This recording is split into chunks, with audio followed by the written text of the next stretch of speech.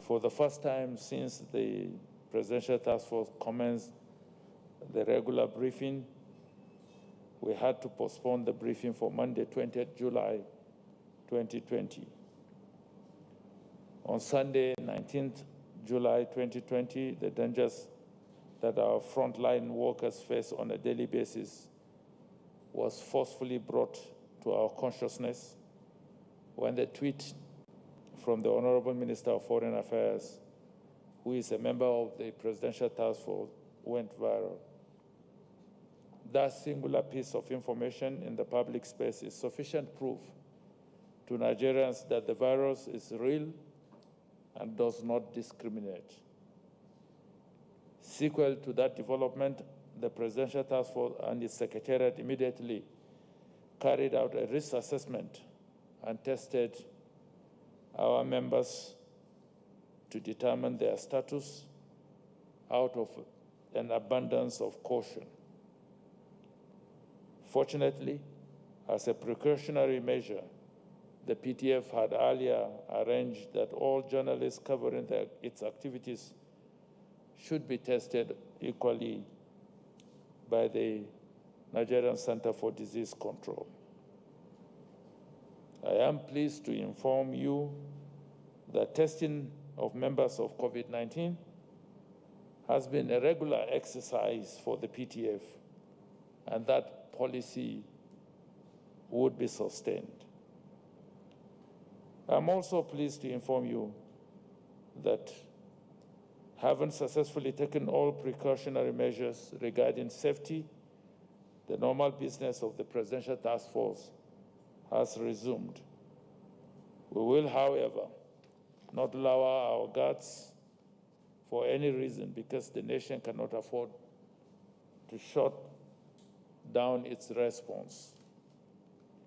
Our prayers and best wishes are with the Honorable Minister for Foreign Affairs, who is doing very well and is stable, as it is with all Nigerians that have contracted the virus and the entire humanity bearing the burden of the pandemic.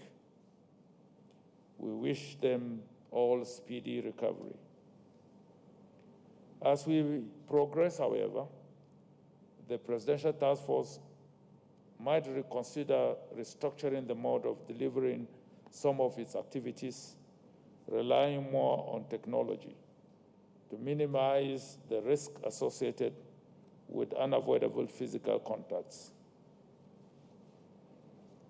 Since the last time we briefed the nation, global and national developments continue to yield statistics that point at the fact that the virus is still very potent and spreading fast, that human efforts can speed to stop. WHO statistics show that India has joined the United States of America and Brazil in the category of countries that have recorded over 1 million cases. Cumulatively, 15,403,120 cases have been recorded from 215 countries and territories. On the African continent, the cumulative total for Africa has risen to 773,804, including 16,448 fatalities. Nigeria, with 38,344 cases, account for about 5% of the Africa's numbers. Similarly, Nigeria with 813 deaths account for 5% of fatalities in the continent. The message of hope is that the world continues to close its ranks in the search for a vaccine in a manner designed to guarantee rapid, fair, and equitable access worldwide. Back home, there has been a lot of debate on finding a local cure. While this is plausible expectation, the PTF, other relevant institutions of government, and the private sector, working with our partners, shall pursue the path of research relentlessly. As we have often said, only a well-developed partnership will serve humanity. To demonstrate the commitment of government to research, on Monday, July 2020, I inaugurated the Body of Experts for Health Sector Research and Development Intervention Scheme established by the Central Bank of Nigeria under the chairmanship of the Director General of NAFDAC. The body is expected to address the challenges that limit research and development investment in the healthcare sector.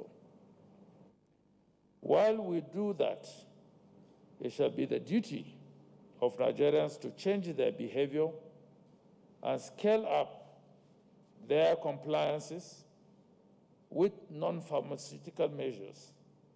The best option is to totally avoid contracting the virus by staying safe. The aviation sector has been working assiduously to develop the protocols for the resumption of international air services, having done that of the domestic air services. This PTF remains conscious of the significance of the contribution of air travels to economic growth and shall continue to push for a safe resumption. The next phase is for the aviation regulators to engage with other stakeholders to facilitate an integrated and seamless resumption of international flights.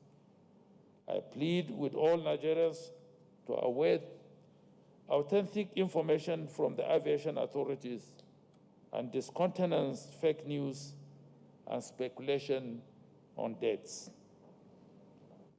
As we approach the last 5 days to the end of this eased lockdown phase, the Presidential Task Force shall rigorously evaluate the developments on the basis of emerging data, evolving science, strengthen best practices and improvements in our risk communication strategy. All this would help us form an opinion upon which the next set of recommendations to Mr. President will be based. We also have cause to begin to advise Nigerians on the upcoming Eid el-Kabir festival. This naturally comes with lots of mass gatherings, but we must not forget that the guidelines are still in existence and the virus is still very potent. We urge all state governments to ensure that guidelines are adhered to, and citizens should not indulge in activities that would allow for the spread of the virus, and lives are endangered. We are encouraged by state governments that have announced ban on Salah festivities and hope it will be upheld and replicated by other states. The national coordinator would also amplify on these issues. Today, the Presidential Task Force formally welcomed the new WHO country representative to Nigeria. The WHO has been a major partner in the national response, and Nigeria truly appreciates the support of the organization. The Presidential Task Force is happy to note that a number of civil society organizations are fielding medical missions across the country to further deepen awareness amongst the grassroots. While we would always appreciate their efforts, we call on them to work closely and collaboratively with subnational level of governments so that a coordinated risk communication strategy would result in optimal outreach. The Presidential Task Force wishes to thank friendly nations and corporate organizations for their continuing support through donation of medicines and equipment. In this regard, We thank India, the nation of India, for the donation of 7 tons of hydroxychloroquine for treatment of patients. Similarly, we want to express our appreciation to Web Fountain Foundation, the Securities and Exchange Commission, and the NTA for the donation of 35 oxygen concentrators, 1 ambulance, and 500 phones, respectively. We wish to assure you that the resources will be judiciously utilized.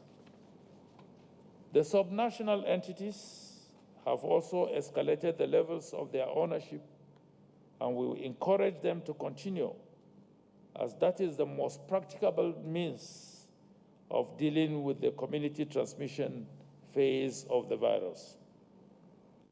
I must always remind all Nigerians to comply with measures put in place.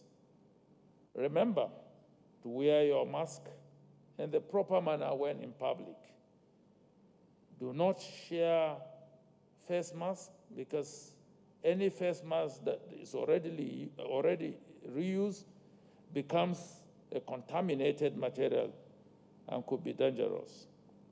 Finally, dispose of your mask and other used item properly and safely. This will save others, including strict cleaners, from being exposed to dangers.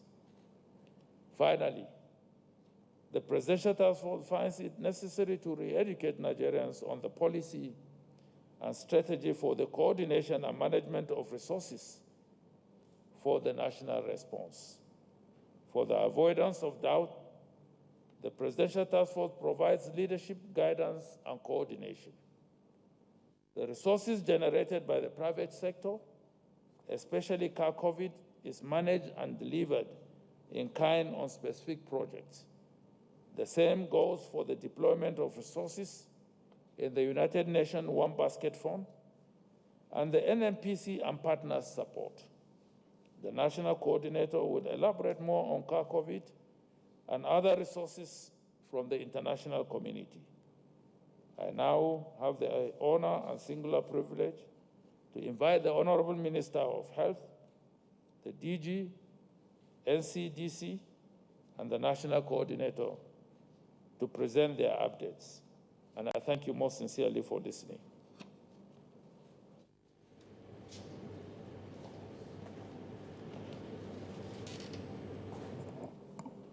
Thank you. The Chairman of the Presidential Task Force on COVID-19 response, Honorable Ministers,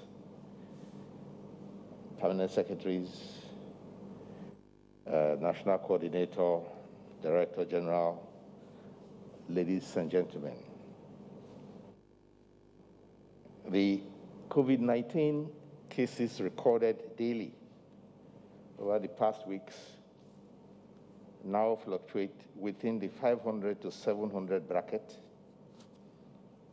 with 543 new cases in the past 24 hours, bringing our confirmed total number in Nigeria so far to 38,344, of which 15,815 happily were successfully treated and discharged. We have regrettably recorded 813 fatalities, mostly with comorbidities, and also tested a total of 247,825 persons in all. That's nearly 250,000. We have a case fatality ratio of about 2.1%. We can rightly assume from the exponentially increasing numbers that the pool of potentially infectious persons in the community is rising gradually, and with that, the risk of infection for citizens at all levels of society since a very significant number of persons testing positive may not show any symptoms and may not be in observation or treatment, and they are moving around among us. I must commend persons of influence in society who tested positive for COVID-19 and came out publicly to declare it and entrust themselves to prescribed treatment. They do us a world of good, but by showing that there is no shame and no danger and nothing to hide about COVID-19. And they also contribute immensely to building confidence in the health system. The Ministry of Health rededicates itself to doing everything possible to ensure that citizens get the best of treatment and are well taken care of. In this respect, I have received good testimony about some of our health institutions, like the University of Lagos Teaching Hospital and the University of Benin Teaching Hospital. I commend the CMDs of these hospitals and urge them to strive even higher for others to emulate. Nigeria expects the best of all our health institutions. But despite this, our focus is still on prevention, being better and cheaper than cure. From what we know of COVID-19 so far, we cannot reduce infection rates significantly without adhering to the public health advisories, such as appropriate wearing of face masks, physical distancing, and avoiding crowded places to escape the exponential infection rate that sustains COVID-19 at present.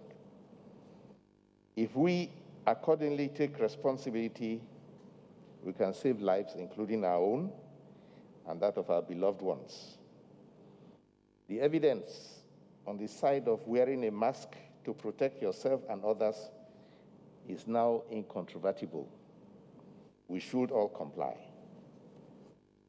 The Federal Ministry of Health, through the Nigeria Center for Disease Control, now has a total of 59 molecular diagnostic laboratories for COVID-19 activated. With a little improvement in logistics, the lack of availability of testing capacity should not be a tenable excuse anymore. I'm pleased to mention that all states of the Federation, including the FCT, are receiving support from the COVID-19 response through the Regional Disease Surveillance Enhancement Project. And as we announced, with this support, all states of the Federation will have 100 million naira to enhance high-impact priority response activities. The soon-to-be reactivated Basic Healthcare Provision Fund will join the funding pool for states. The High Commissioner of India, as has been mentioned just now, led a delegation of the High Commission to Nigeria to the Ministry of Health on Friday, 17th, to donate essential medicines and commodities in support of the Nigerian government effort in combating the COVID-19 pandemic. We thank His Excellency, the High Commissioner, and the government and people of India for the gesture. I also use this opportunity to express appreciation once again to all our other partners who have continued to stand by us. The National Institute for Pharmaceutical Research and Development, NIPRID, has now shared its final report on the evaluation of the COVID-19 organic from Madagascar. The initial temporary result had shown that its main ingredient is the same as Artemisia annua, which is grown in Nigeria. While the preparation at high dose showed activity in reducing frequency of cough, it did not show any evidence that it has a real curative property against the COVID-19 virus. However, we shall continue to support all genuine efforts towards finding local COVID-19 cures. The This-Day Dome Isolation Center has finally started admitting COVID-19 patients, and it is the most comprehensive of our treatment centers, fully equipped to treat mild, severe, and even critical COVID cases. It has ventilators, oxygen concentrators, and dialysis machines. On behalf of His Excellency the President, I also express appreciation to the Coalition Against COVID-19 group, who set up the center, and the CBN, Central Bank of Nigeria, who is providing hospitality to staff and patients. Personnel will be deployed to man the place by the Federal Capital Territory, and they will join the expert team from Irua Teaching Hospital, who have been assigned to ensure a smooth takeoff and mentor a critical mass of health workers to operate the center. On Tuesday, the 21st July, was the reporting day of the Ministerial Expert Committee, Advisory Committee on COVID-19, when the leadership of the Federal Ministry of Health and the agencies and departments received the second report from the chairman, Professor Oyewale Tomori. The findings were highly instructive and will be shared with agencies, the PTF, and stakeholders. As we approach the Salah period and the time of prayers, I join all those who wish our Muslim brethren well and urge them not to forget the precautions that have been prescribed so as to reduce the risk of COVID-19 transmission. All over the world, mass gatherings have been linked with mass infections and casualties, as we see in other countries, and we see in the media every day. We also see that places where they had gatherings, where they opened up, had to be shut down very quickly because of rising casualties, which is what we are trying to avoid, so as not to overwhelm the capacity of our own health system. Since the risk of crowding can never be ruled out in places of worship and also pose a serious hazard for COVID-19 transmission, it is very wise that persons who are vulnerable, and as by vulnerable we mean people who are elderly, who are obese, who are in treatment for hypertension or diabetes or cancer or HIV or TB, or maybe they have had a transplant or any other condition that is chronic, should better stay at home and pray at home. I also strongly advise that travel anywhere be avoided during this period, except for critical reasons. It may be helpful to advise that citizens get the right nutrients in these uncertain times to ensure best chances to build your immunity and strengthen capacity to resist infections. Food should include good amounts of fruits, vegetables, and vitamins. In conclusion, I should like to remind all of us that even though COVID-19 can present symptoms like fever, similar to malaria, they are not the same. Symptoms like cough, sore throat, fever, loss of sense of taste or smell, or difficulty in breathing, headache, are less. Those are the less common ones, or rather, the less common ones are diarrhea, body pain, catarrh, shivering, and fatigue, especially when several of these symptoms occur together, may be suggestive of COVID, and a test is required. Please call your state hotline or the 112 emergency line or the NCDC hotline, or visit a sample collection center near you, which can be found on the NCDC website now. Thank you for your attention.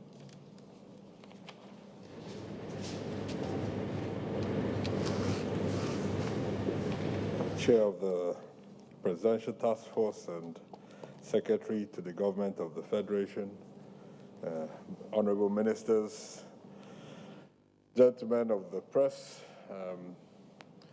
it's been a while. We missed you on Monday, so it's good to be back. Mondays are not the same without a press briefing with you. So today I thought to feedback a little bit on what we've been doing on the national strategy to scale up access to testing in Nigeria over the past few weeks. It's obviously taken up a lot of our energy, and it's important to feed back to you on where we are and where we hope to get to. A few weeks ago, I announced this national strategy to scale up our testing, and we really adopted a five-pronged approach to this. We set a target, which I made public, to test 2 million by the end of this month. But the target is a lot more than just the numbers, because testing in itself is not a goal. Our goal through testing is to bring people into care, accelerate them through the public health process, enable contact tracing to happen for those that are positive, and generally move the system along. That's the only way we can know where we are, restart our economy, live comfortably our own lives. So everything about this disease is ultimately dependent on our ability to gain insights into transmission, which we need testing for. So the first point is just in terms of the number of labs. We now have 59 labs activated in 29 states and the FCT across the country. So a lot of progress. We are working this week to cover the rest of the country. Right now, we have teams in Kebbi and Zamfara. Another team is in Gombe and Taraba, working to cover the country. So we're working very hard to make sure testing is available to every state in the country. There are currently 45 labs that can carry out PCR, real-time PCR across the country, and we have the rest gene expert labs activated. So 59 labs, 59 testing labs across the country right now serving Nigerians, and we're trying to accelerate this as much as possible. Now, the second prong of this five-prong approach is to leverage the high-throughput labs that already existed for HIV and convert them to test for COVID. So of the 6 PCR mega labs in Nigeria, we've activated 2 of them for COVID, the National Reference Lab and the Defense Reference Lab in Abuja. We have 1 in Lagos and Naima, 1 in Anambra, the Chukwuemeka Odumegwu Ojukwu University Teaching Hospital have been activated for COVID testing. So that's a very important part of our approach, leveraging on existing laboratory capacity for HIV for COVID. Now, the third prong, which many of you know about, is the gene expert machines that are scattered around the country. We have over 400 of them in 399 health facilities. But the challenge is not in the gene expert machines themselves, is that we need to provide an additional level of safety. They're called biosafety cabinets in order to use this for COVID. So far, we have activated 13 of them in 10 states. So pushing very hard to make sure that with that gene expert technology, we can increase access to testing. The fourth point is to include the private sector in our testing architecture. So we've been working very hard with the private sector across Nigeria to include them. But they themselves have seen that it's not as easy as we might originally have thought. So we now have 5 in Lagos and 2 are almost there in Abuja. So we're hoping that once we have activated the 2 in Abuja, then we'll have 7. Sorry, there are 7 in Lagos and 2. There were originally 5. There are 2 more accredited recently, so we now have 7 and we'll have 2 in Abuja. And slowly, that will increase the capacity. I heard the couple in Port Harcourt that are also making progress. So with the inclusion of the private sector, we should be able to expand our testing even further. And we'll keep building as we go along.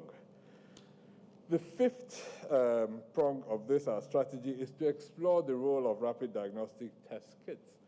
So we've been working with the Medical Laboratory Science Council of Nigeria to validate a number of kits. There are two that are showing good promise. So that validation process is ongoing at the moment. And in the next couple of weeks, we'll be able to know at least whether those first two that showed the most promise are able to be included into our testing algorithm. So those are the approaches we're using to increase our testing capacity. But the other challenge, like you know, is many Nigerians have been complaining about the ability to get their test results quickly. Now, there are two channels for this. Firstly, is from the NCDC directly. Secondly, from the state epidemiologists, from whom you have to get your lab results anyway, just like for any other disease. So what we've been doing is create a platform, an online platform. So just like those that are used to buying JAM forms, once you have been tested and a result has been sent, you will get a code, and you can use that code to go online, download your result. If you need a printed version, be able to print it out and use it for whatever you want to use it for. So that platform is almost ready. We'll be piloting it in Abuja first, and once it demonstrates its utility, we'll scale it up across the country. So whoever has been tested can access their results once they've been notified that their results are ready through a text message that they'll get on the phones that they register with the system. So through that, we'll increase access and the timeliness of the results. So you can see from all of these how hard the entire system is working to improve access to testing. And all of this will be an incredible improvement, not only for COVID. Of course, we're implementing this for COVID. But you can imagine that all of this will serve Nigeria for many years to come, whether you have Lassa, yellow fever, in fact, any infectious disease. And hopefully we'll be able to actually roll this out for all the other infectious diseases, including TB in our country. So a lot of the innovation happening right now will serve the country for many years to come, many years into the future. So this is really to thank all our partners, the WHO, the Africa CDC, WAHO, from who we got a lot of test reagents very recently, for all their support in building our testing architecture. We're very committed to taking this forward. The Global Fund, UNICEF, so many other agencies have really been working with us to build up testing. Of course, the federal government of Nigeria has been our biggest supporter and enabled us the resources, and I don't foresee any challenge in terms of test kits in the near future, because we're really ramping up a stockpile of reagents across the country. Of course, the National Assembly has been very generous in supporting all the work that we're doing, and that is really an example of a collaborative effort across the country. But I think the most important people to acknowledge this evening are medical lab scientists that do the work. The 24 hours at the National Reference Lab, you find lab technicians, lab scientists working. It's the same across labs across the country, working in dangerous situations. Many of them have been infected themselves and have come back to work. We're very grateful for their efforts and their diligence. And I'd like to use my last seconds today to really thank all of you, all the lab technicians, all the lab scientists that have worked and continue working very hard on behalf of all of us to make sure those test results get back to patients on time and enable the entire system respond to this outbreak. So thank you very much.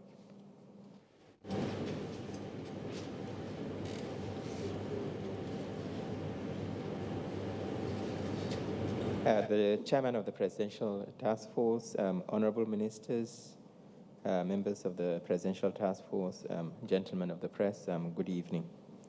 So today I would like to address the issue of misinformation with regards to COVID, and particularly the perception that COVID infects only certain populations. As mentioned earlier by the chairman, COVID has no respect for anybody. It's a very egalitarian virus that believes in the principle of equality. It's ready to infect anybody. It's certainly not a virus that discriminates. It doesn't know whether you are rich or poor, healthy or not. And it is absolutely not an elite disease. We know of many that are poor that have been infected with the virus. We know of many in the rural areas that are getting sick from COVID, while many have contracted it and are not even aware that they've had it. This is why it is important for us to continue to be vigilant and take steps to protect ourselves.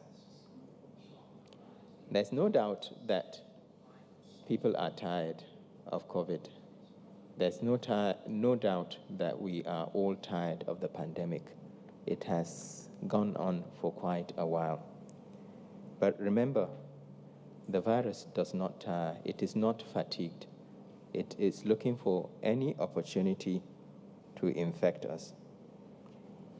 We should not give it that opportunity. It's important that we continue to ensure citizens' safety by prioritizing and ensuring that we follow the guidelines provided by the PTF on this.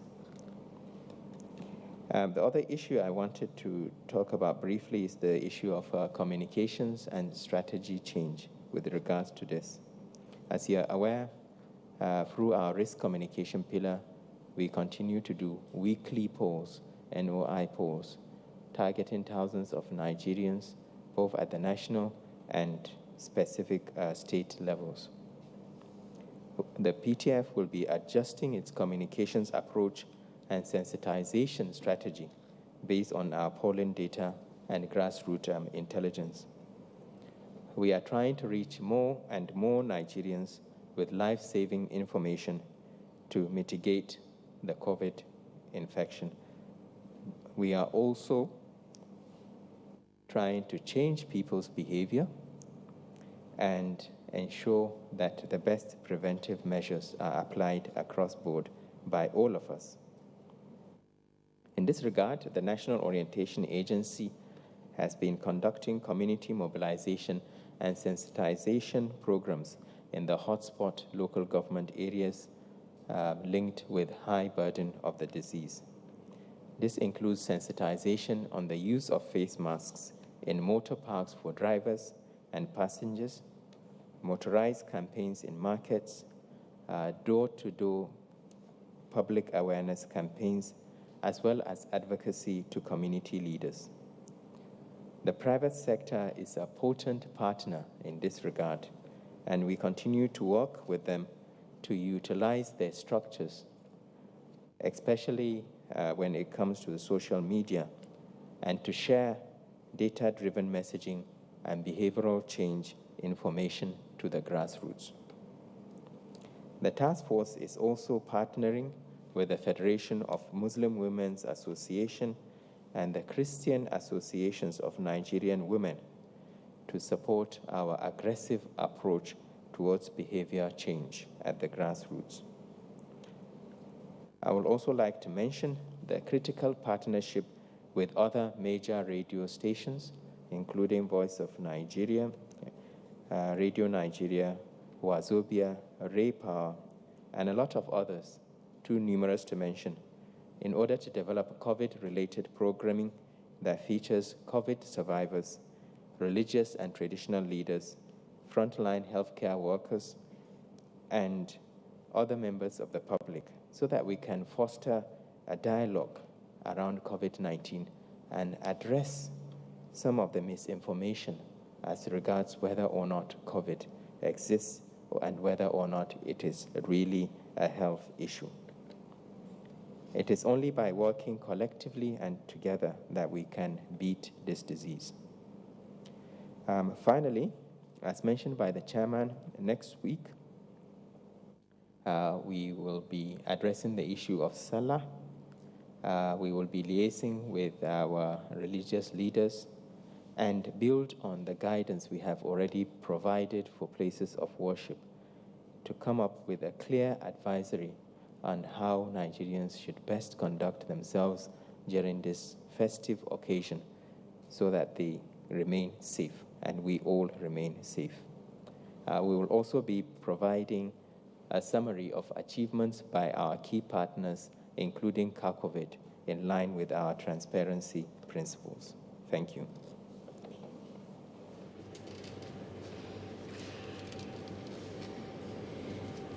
Thank you very much, National Coordinator. We'll move to the question session now. If you're ready, we're ready for your questions.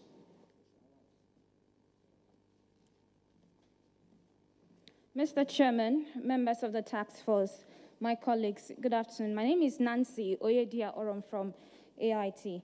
I would like to start with you, Mr. Chairman, since the Foreign Affairs Minister is not here.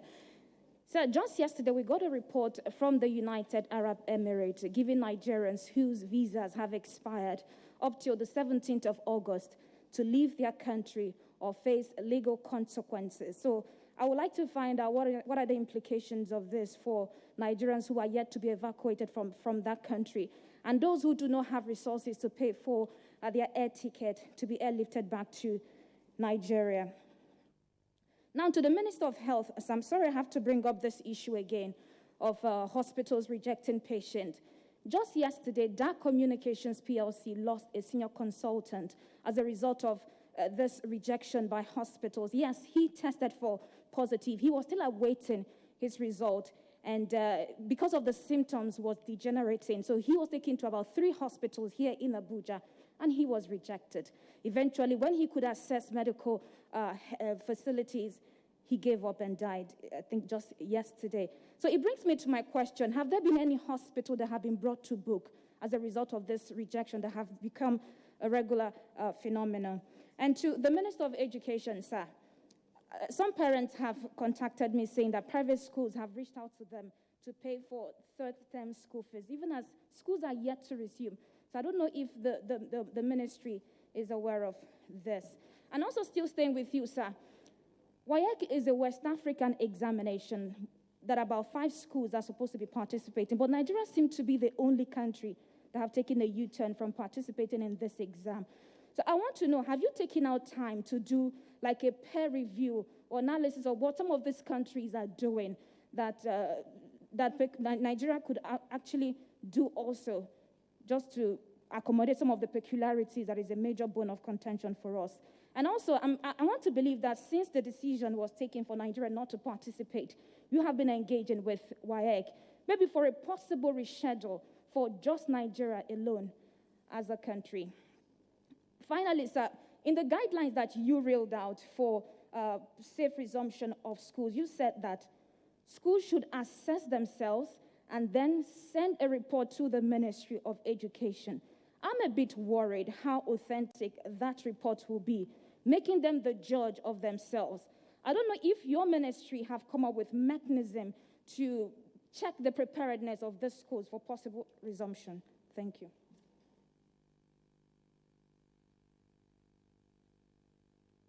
Good evening, sirs. My name is Friday Okerigbe. I'm a reporter with Channels TV. I think I will just start on the note of that schools resumption, and I'll direct that question to the Minister of State for Education. There's been so much mixed information online as to when schools will be resuming. I'd like you to clear the air. Is there a particular date that schools will be resuming? My second question will go to the PTF chairman. I would like you to comment on this. It has to do with Naira Marley. Some time ago, we know that he flouted the protocols. I'm asking this question because we know that when rules are made and sanctions are not applied, people just don't listen to such rules. We've made so many rules here, but a lot of persons have flouted these rules without consequences. What is the update on Naira Marley? And then my second question will go to the PTF National Coordinator. Yesterday, when you briefed the Nigerian Governors Forum, you announced that the federal government made a provision of 2.1 billion naira each as an intervention, additional health funding for each state. My question is, how many states are going to benefit from that provision? Will it include states that, in quotes, are COVID-free? And the second question from that is, do you have a particular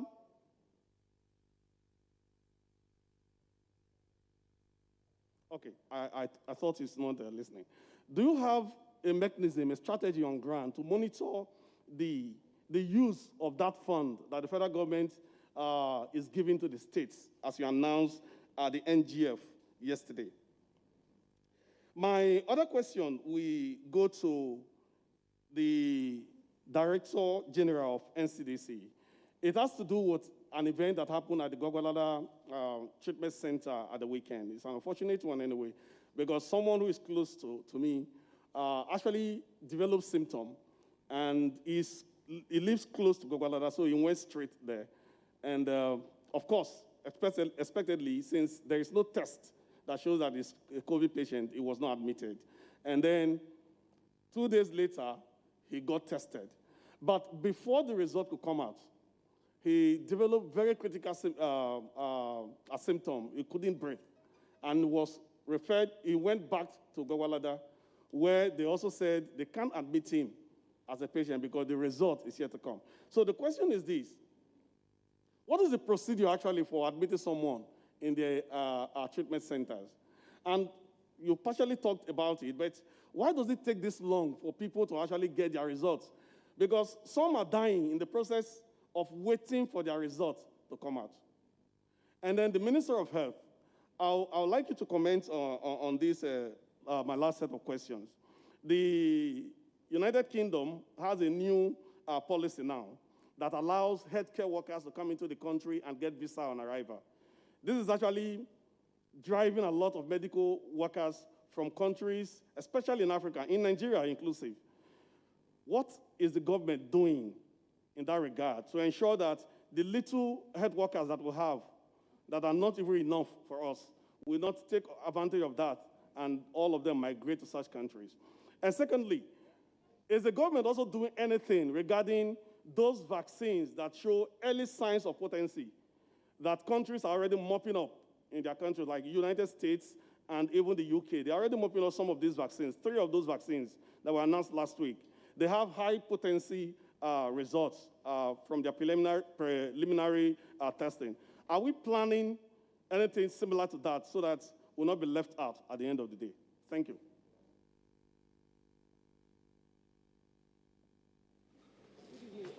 Rachel Abuja from the News Agency of Nigeria. My first question is for the Minister of Health. Sir, Nigerians will like to know how far we've gone with the renovation of 7 centers in the 18 or 20 local government hotspots for COVID-19 in the country. And also would like to know where this fund is coming from, because it's said to be 1.2 billion. We don't know if it's naira or dollars. So we'd like to know if there are donations or grants, or the state government or government will be paying for this. And also, where will these renovations be taking place? Which states, which of the states? So we can have a follow-up. To the DG NCDC, sir. Sir, Lagos and Kano states are the 2 leading states in COVID-19 testing. And you just mentioned that Lagos has 7 centers to test, while Kano has 5. And let's not forget that Lagos test positivity is between 20 to 40%, while Kano is between 1 to 2%. Now, we all know that in terms of, let's say, both states differs in terms of climatic condition. Now, in addition, there has been suggestions by different countries and science groups on the role of, possible role of humidity and temperature in the rate of transmission for COVID-19. Now, I would like to know if we are planning to record the relevant data to enable studies on the possible correlation between COVID-19 and environmental condition. Thank you.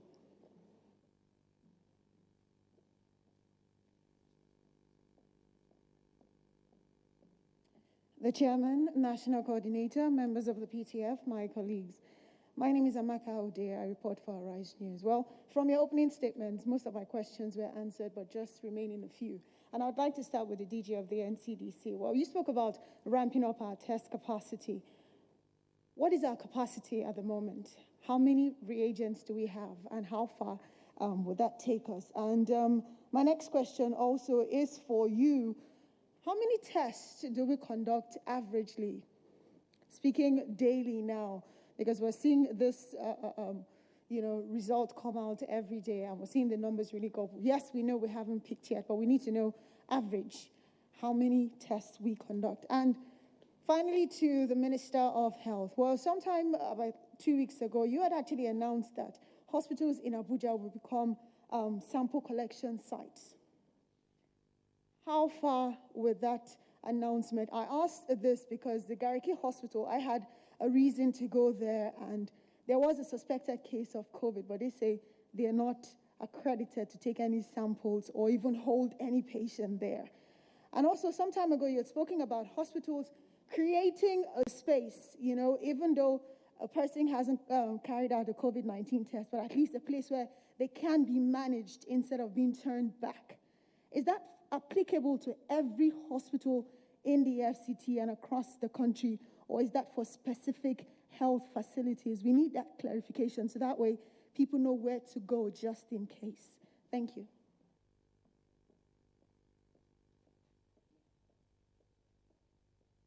Ẹ kú dédé àsìkò yìí o gbogbo ẹ̀yọ́ ọmọ orílẹ̀-èdè Nàìjíríà jákèjádò gbogbo àgbáyé.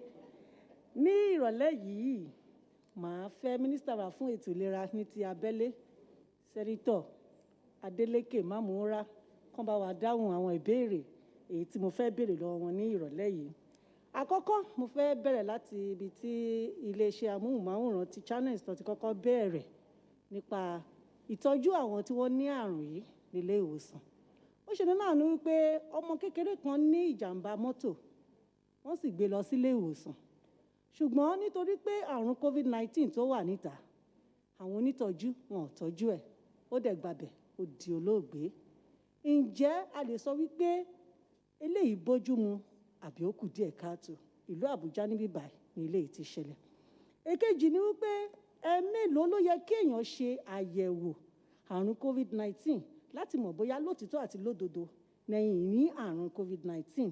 Nítorí pé ó ṣeé ṣe kéèyàn kọ́kọ́ ṣe àyẹ̀wò lákọ̀ọ́kọ́ kó rí pé òun yege, kó wá padà lọ délé bóyá ọjọ́ kejì àbí ọjọ́ kẹta kí àrùn COVID-19 bẹ̀rẹ̀. Báwo ló ṣe fẹ́ ṣe? Ǹjẹ́ ó ní láti padà lọ ṣe àyẹ̀wò ni àbí kí ni ìgbésẹ̀ tó yẹ kó ṣe? Èkẹta, nípa ti ètò ẹ̀kọ́, ìpínlẹ̀ Ọ̀yọ́ a rí wípé wọ́n sọ pé wọ́n fẹ́ jẹ́ kí àwọn ọmọléèwé kó padà sí iléèwé. Ṣùgbọ́n táàmù kẹta tí a mọ̀ sí third term, kò sí nǹkan tó jọ bẹ́ẹ̀ ní ìpínlẹ̀ Ọ̀yọ́. Kí lẹ lè sọ nípa eléyìí fún àti jẹ́ kí àwọn òbí kí ó lè yé wọn ní yékéyéké? Bákan náà ní ìpínlẹ̀ Ògùn. Okay, I will say it in English so that you can understand, sir.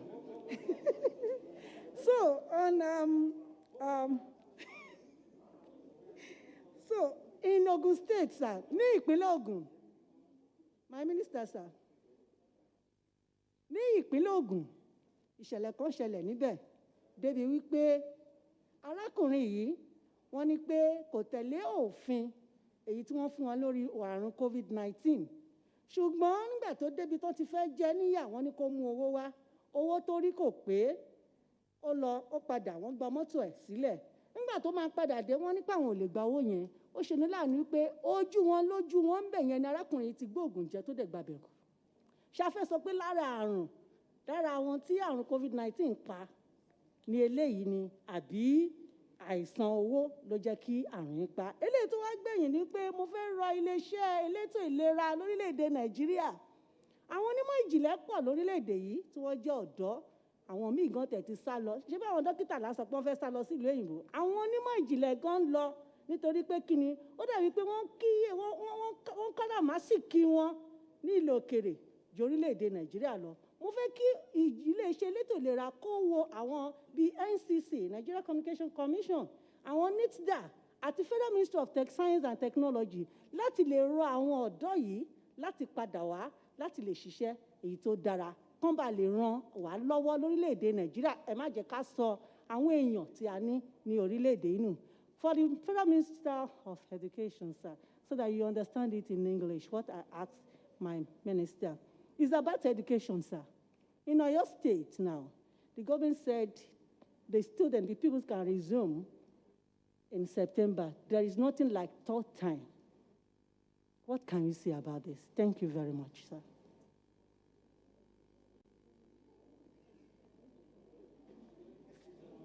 Good evening. Good evening, the chairman and members of the PTF. My name is Mitaire Ikben. I report for the NTA. I have just one question for the DG of the NCDC. It's good to know that we now have about 59 molecular laboratories nationwide, but there's still a problem of getting across to the NCDC. Abuja is a peculiar case. People call and they say they cannot reach the NCDC. In fact, it is almost becoming a case of if you are not connected, you cannot reach the NCDC. If you don't know somebody who knows somebody who knows somebody that can get across to the NCDC, then you can't reach the NCDC. And it's as bad as for some of us here as journalists, we have some complaints have come to us, and we have forwarded them to the appropriate quarters, and it still gets up to 3 days before persons are attended to. I know that these complaints are not new to you as the DG, and that's why we want to know what you are doing to bridge the gap in getting across to the NCDC. Thank you.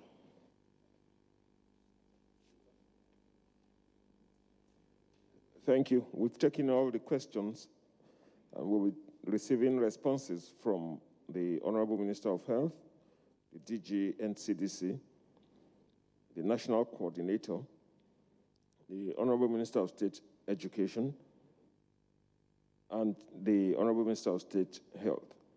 The Chairman, PTF, will round it up after all the responses. We'll begin with the Honorable Minister of Health.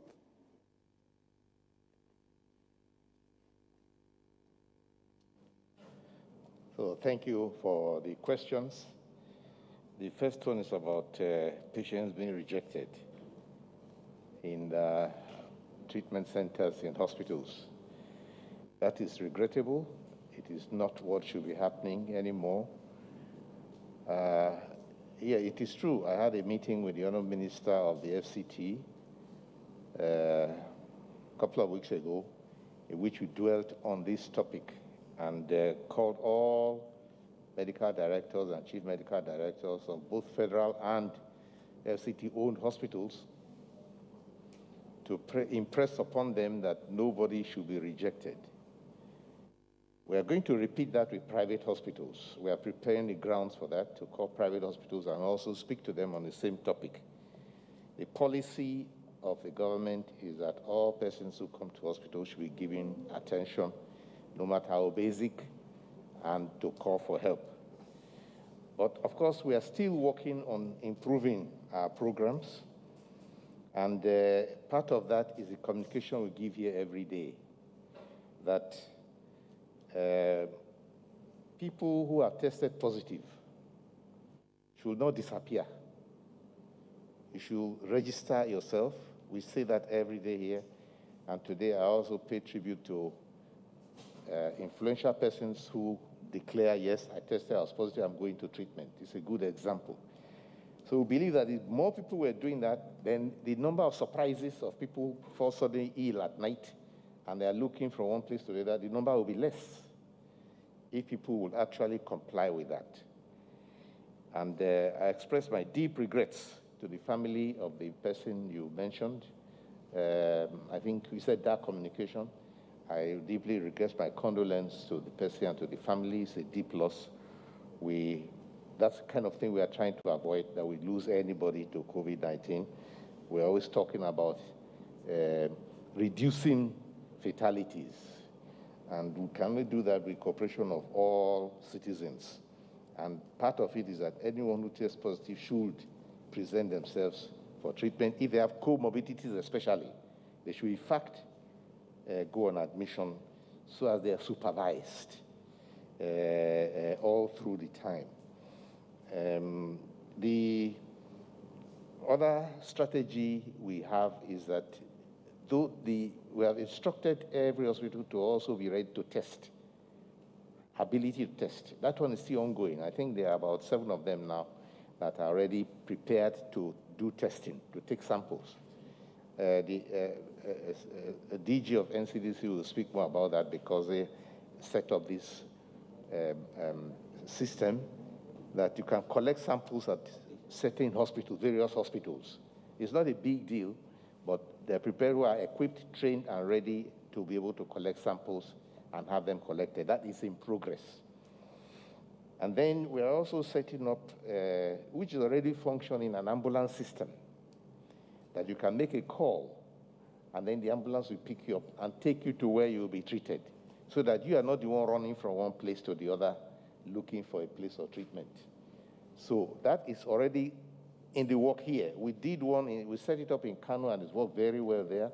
And we're setting up here in Abuja. I was given a report this morning that they're already operating skeletally, and they'll be scaled up.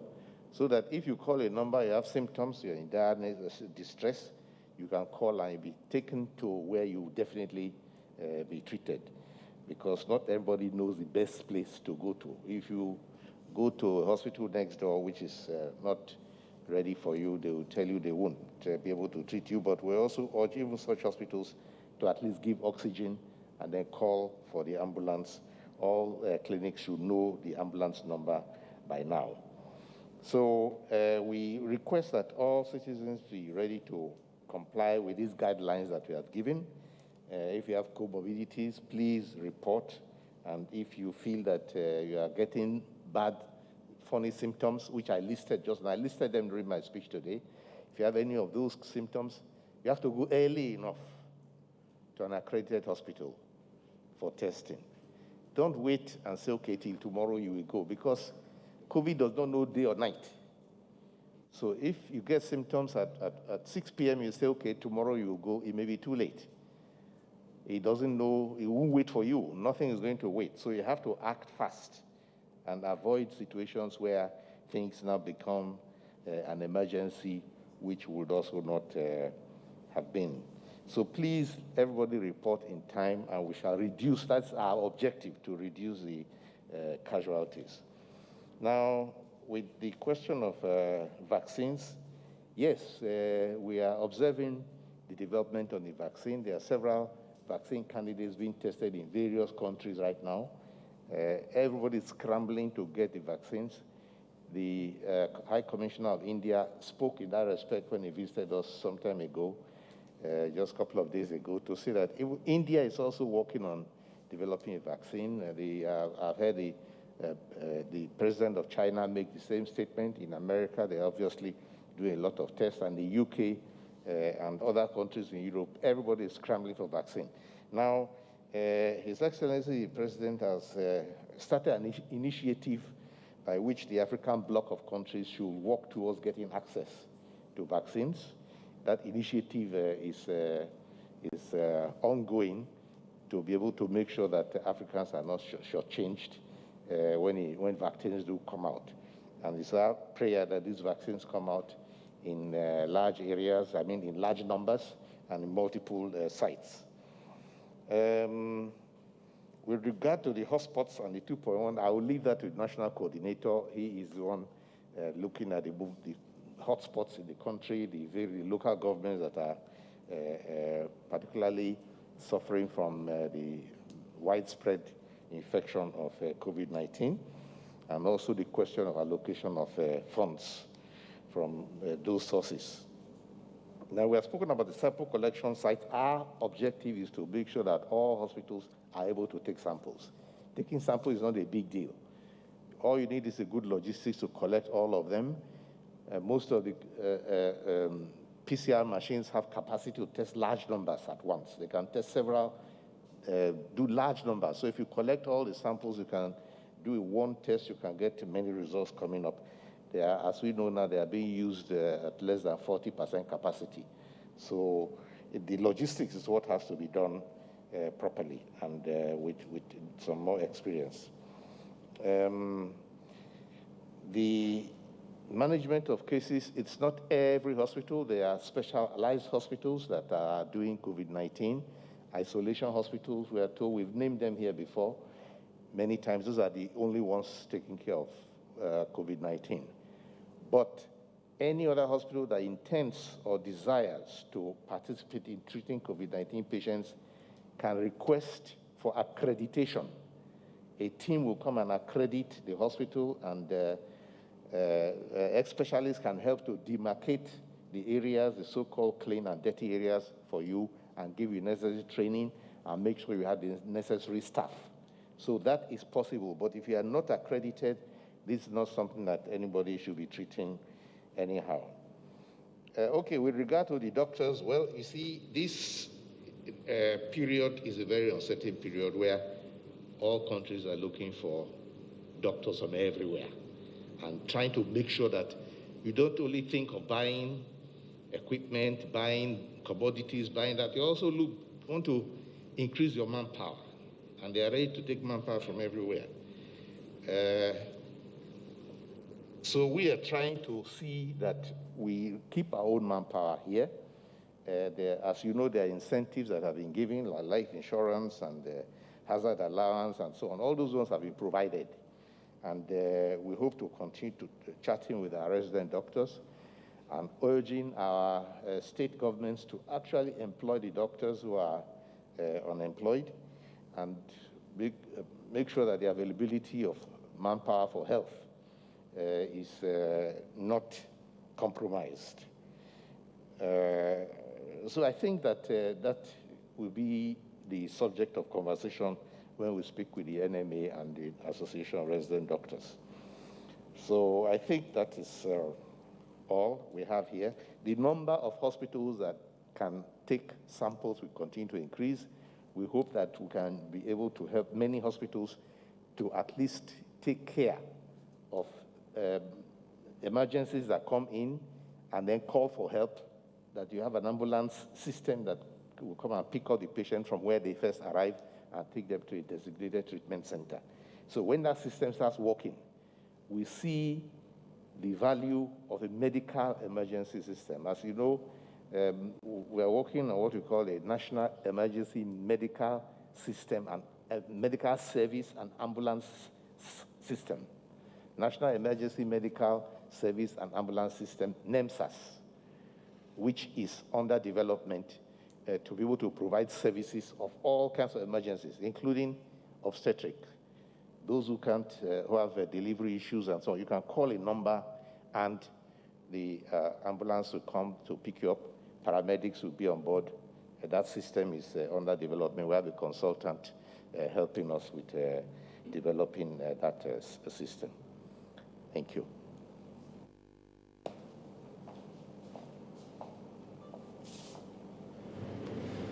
So thank you, gentlemen of the press. I think we'll start with Friday. Friday, thank you very much. It's really unfortunate the experience your colleague had. And I think the Honorable Minister has already addressed the issue of waiting and rejecting patients. You know, no hospital should be doing this. Most hospitals have set up holding areas where when there's uncertainty about a diagnosis and the individual is showing symptoms, every hospital should have a holding area. We've been supporting hospitals. We have an IPC team that has been supporting all the tertiary hospitals in Nigeria to set up triage centers. A triage center is when you come in, you test. When you come in, you're screened. If your symptoms are similar to what could be COVID, you're put in a holding area until we can determine the diagnosis. But, you know, the tools that we have to force hospitals to do these things, you know, we live in the country we live in. So we keep pushing, we train, we support, and we hope that eventually we'll get better. You know, maybe whatever hospital is watching this, there's no way around this. We have to live with this situation for the next 1 year, at the very best. So we can't turn our patients away. The technology that we have for testing, even if it works optimally, cannot provide us a test as quickly.